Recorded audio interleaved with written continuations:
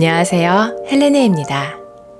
현재 한국인이 가장 많이 살고 있는 주거 유형은 단연 아파트입니다.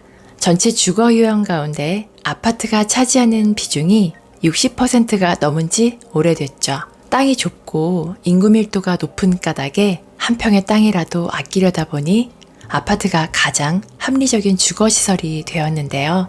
젊은 층일수록 소득이 높을수록 아파트를 선호한다는 통계가 있을 만큼 아파트의 인기는 식을 줄 모릅니다. 그런데 이렇게 대부분의 사람들이 아파트에 살고 있고 대단지 브랜드 아파트를 좋아하는 게 우리의 현실이지만 아파트는 건축물로서 한계를 갖고 있습니다. 아시다시피 우리가 아파트를 너무 좋아해서 사는 건 아니라는 거죠. 어쩔 수 없이 선택하게 된 거주 형태에 불과합니다. 솔직히 아파트는 건설사가 만들어낸 기성품으로 볼 수 있어요. 그저 닭장같이 생긴 콘크리트 덩어리가 반듯하게 있고 그 안에 만들어진 칸에 들어가 살고 있으니까요. 물론 안전하고 편리해서 관리가 쉽다는 장점도 있습니다. 하지만 우리가 지금 생각해 봐야 할 문제는 현재 한국인들은 주거에 관한 한 각자의 개성과 주체성을 찾지 못한 채 살아가고 있다는 점입니다. 집은 단순히 먹고 자는 곳을 넘어 남과 다른 자기만의 개성을 표현하는 공간으로 볼 수 있는데요. 그런 관점에서 봤을 때 우리는 아파트에 살면서 삶을 어떻게 표현하고 있을까요? 이미 짜인 틀 안에 내부 인테리어만 다르게 할 뿐 건물 전체에 자신의 개성을 표현하기 어렵죠. 그러다 보니 집이라는 공간에서 살기만 할 뿐 정말 내가 어떤 삶을 살고 싶은지 고민할 기회를 갖지 못합니다. 사람은 환경의 영향을 굉장히 많이 받는 동물입니다. 아파트라는 획일적이고 경직된 공간에서 개성과 창의성을 키울 수 있을까요? 아름다운 꿈을 꿀 수 있을까요? 그보다는 자연이 함께하는, 그러니까 정원이 있는 집에서 사는 사람이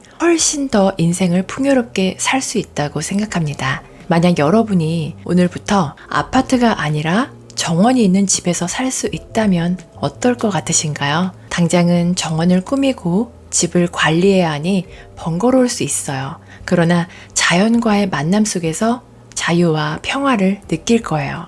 그리고 철 따라 변화하는 정원은 시간과 함께 흐르는 삶의 깊이를 더해줄 겁니다. 나만의 스타일로 집과 정원을 가꾸다 보면 집에 대한 애정도 깊어지겠죠. 갈수록 팍팍하고 무미건조해지는 우리 사회에 정원이 필요하다는 것은 그저 보기에 아름다워서가 아니라 정원이라는 공간을 통해서 가족, 이웃, 지인, 친지, 그 밖에 다양한 사람들 간의 소통이 일어날 수 있다고 봅니다. 지금 우리에게 필요한 것은 자연과 사람 간의 따뜻한 교류가 아닌가 싶어요. 띄엄띄엄 있는 공원을 일부러 찾아가지 않아도 집을 둘러싼 공간에서 마음을 돌볼 수 있다면 인생이 더 좋은 방향으로 흐를 것입니다. 이 점은 이미 우리보다 앞서 살다가 세상을 떠난 명사들의 삶에서도 엿볼 수 있습니다. 우리가 잘 아는 윈스턴 처칠은 92세로 장수한 생애 동안 전원 생활을 하기도 했고 런던 시내 아파트에서 살기도 했습니다. 그의 생애의 가장 의미가 큰 집은 블렌하임과 차트웰인데요. 블렌하임이 명문가로서의 자부심을 준 곳이라면 차트웰은 정서적 유대감을 만들어준 곳이라고 할 수 있습니다. 처칠은 인간은 건물을 만들지만 건물은 다시 인간을 만든다라며 거주 환경을 중요시했어요. 그는 아시다시피 어릴 적 부모로부터 충분한 사랑을 받지 못했습니다. 학창시절엔 따돌림도 당했고요. 그렇게 어렵게 자란 처칠이 영국의 위인이 될 수 있었던 이유 중 하나는 정원입니다. 약간 다혈질적인 성격을 가졌던 처칠은 정원에서 사색을 하며 자신의 마음을 다스릴 수 있었다고 고백합니다. 가족들과 정원에서 많은 시간을 보내며 에너지를 충전한 덕분에 2차 대전에서도 용기와 인내를 잃지 않을 수 있었어요. 처칠에게 전쟁은 꽤 중요한 사건이었는데요. 그가 직접 이런 말도 했었죠. 전쟁이 아니었으면 그냥 그저 그런 정치인으로 생을 마감했을 것이라고요. 바쁜 일정 속에서도 정원을 통해 정신적 안식을 얻을 수 있었기에 많은 업적을 남기고 장수할 수 있었지 않나 생각해 봅니다.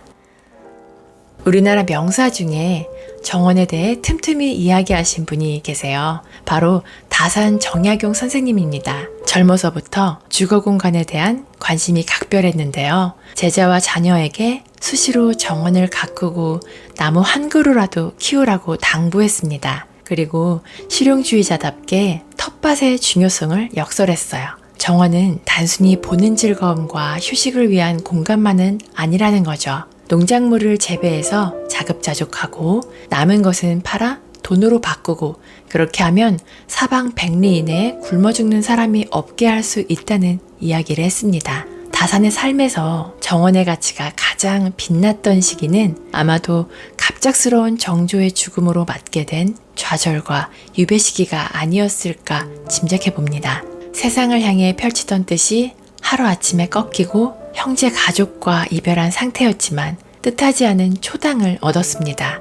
덕분에 연못과 화계를 꾸미고 시와 그림에 심취할 수 있었어요. 특히 다산 초당과 주변 풍광이 그가 여러 번 언급한 이상적 거처의 모습과 비슷하다는 점에서 보면 그곳에서 위안을 얻을 수 있었다고 봅니다.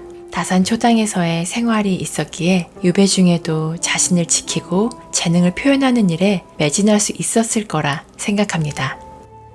지금까지 정원 속에서 피어난 명사 두 분의 이야기를 전해드렸는데요. 그 밖에도 역사 속 저명한 인물들의 삶을 들여다보면 그들 곁엔 정원이 있었습니다. 정원을 배경으로 한 작품을 남긴 영국의 소설가 제인 오스틴이 있고 동양 최고의 유학자인 퇴계 이황은 개상서당과 청량산을 잇는 길을 걸으며 학문을 발전시켰습니다.